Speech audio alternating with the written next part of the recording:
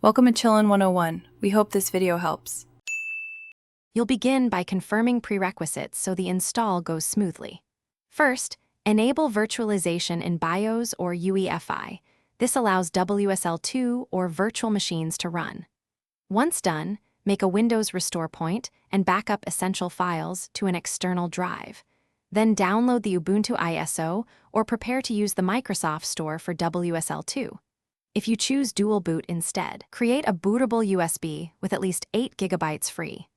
Now shut down and prepare to partition or enable WSL features. Next, choose WSL2 for simplicity or dual boot for full native Ubuntu.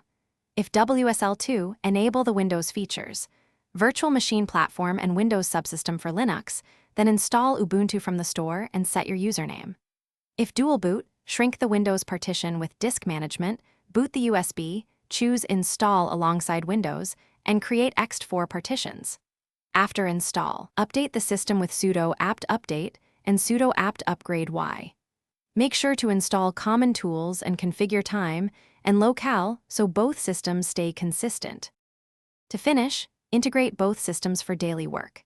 In WSL, mount your C drive and create a shared project folder. In dual boot, create an NTFS data partition both OSes can read. Disable Windows Fast Startup to avoid file system conflicts, and install any vendor drivers such as graphics or chipset updates.